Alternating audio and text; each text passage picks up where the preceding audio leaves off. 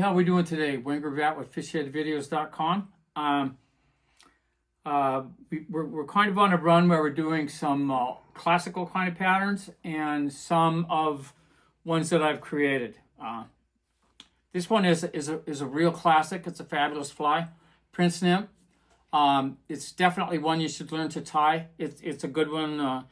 Represents a lot of different things. Can be damselflies, could be mayfly nymphs, could be stonefly nymphs, but it has a huge cross-section of things that it could look like, and that's why it's so successful.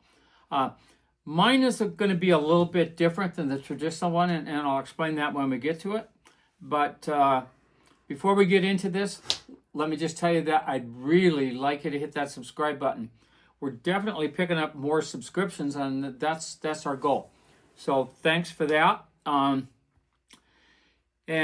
With that, let's take a look at the materials that we have here today. Okay. For illustrated purposes, normally I probably tie this fly 16s to 8s. This is going to be a 10, and just because it shows up a little better. Normally I fish them around a 12 is probably the most common size that I fish, and it's one of those flies that works everywhere. Like I said, if you're not using this one, you need to be. Okay, so the hook is a 3x long 10 in this case with a gold tungsten bead. The body is made up of peacock herring. The rib, some people use gold here. I use copper wire. You could use gold copper wire. It's just got a gold color on the outside. The hackle, and you don't need real good hackle with this. And a lot of people have never even seen these. These are called Indian necks. And I mean, I've had these things for 20 years. The basically I don't know what you'd call it, wing over the top. This is white turkey. You could use goose quill here. I prefer turkey over goose. It's a little bit bigger quill, and I like that. And so normally the standard pattern calls for a brown, either goose or turkey quill tail. I don't like it. I don't. It's fine. They're hard to tie. They're not realistic in terms of they don't show a lot of movement in the water.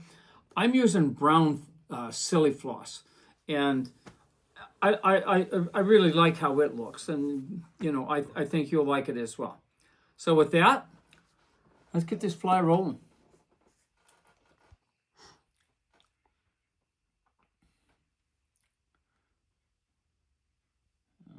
Okay.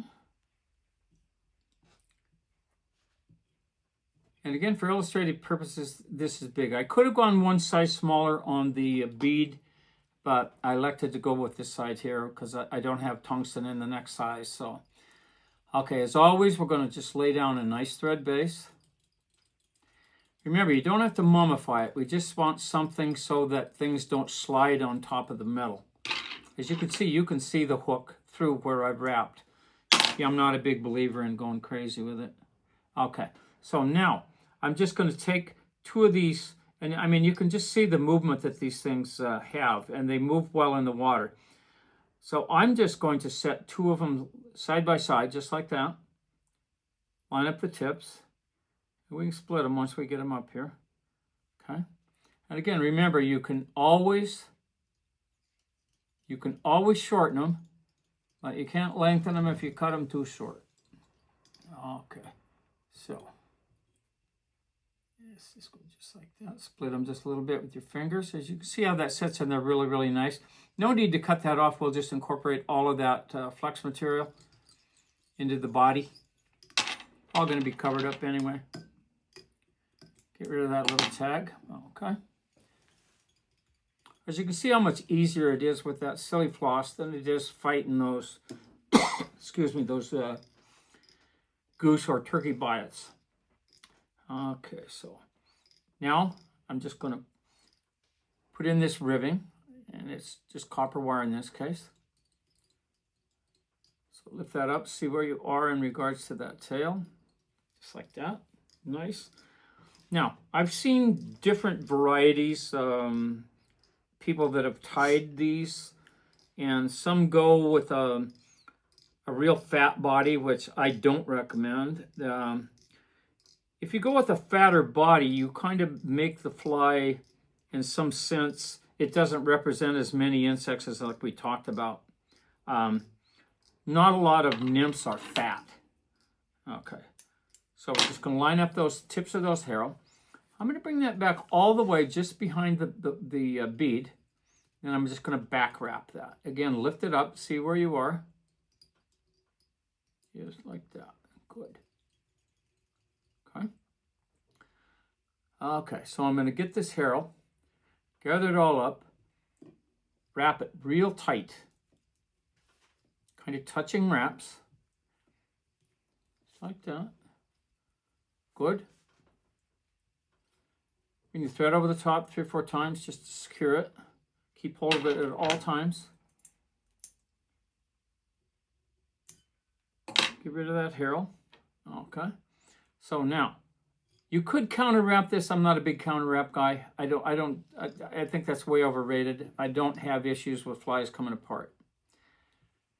Parallel wraps through the harrow, just like that. Okay.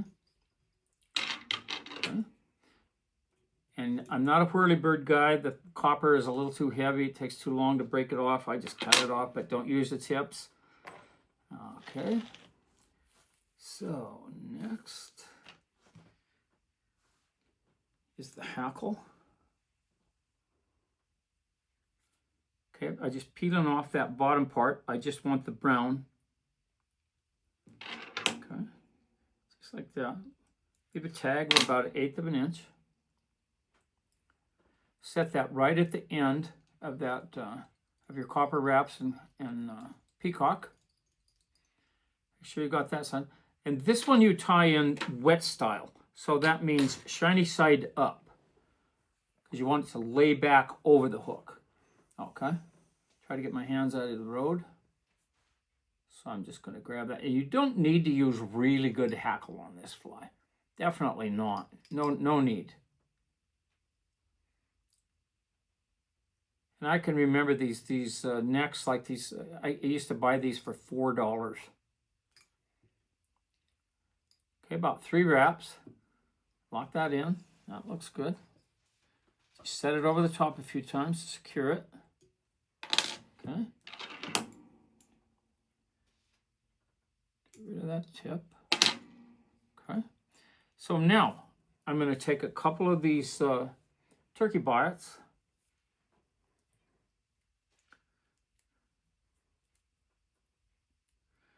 And you have 2 options here. You can tie them in one at a time, or you can tie them in 2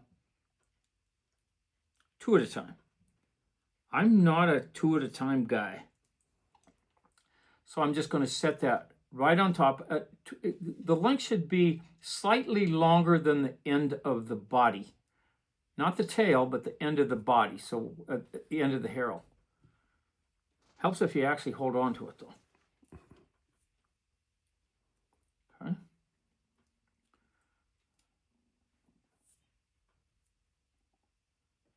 Okay, so again, see, so I have it slightly angled, so that's the one.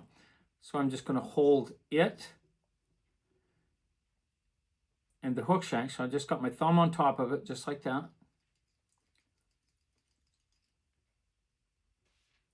Okay, good.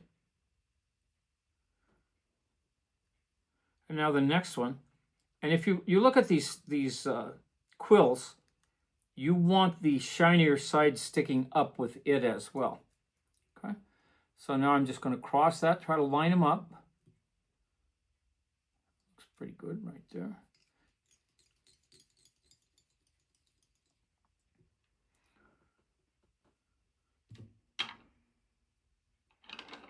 That looks good.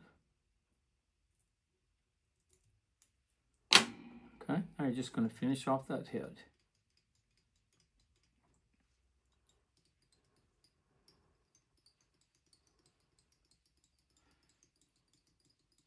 I think the original pattern from yesteryear actually called for red thread, but I don't see them like that. Okay, so I'm just going to whip finish that, about 4 or 5 whip finishes. Just like that. And I mean, that's an awesome fly. That's a good fly. And it won't break your heart when you lose them. And if you're not losing them, you're probably not going to be catching fish. It's a good dropper. It's a good point fly. And there's a lot of things you can do with it. But there you go. There's the Prince Nymph. The last thing I would leave you with is I really would like you to hit that subscribe button. We're getting a lot more, and I'm very, very happy about that. So I'd ask you to tie some of these, go out there and fish them, and give them hell. Thanks for viewing.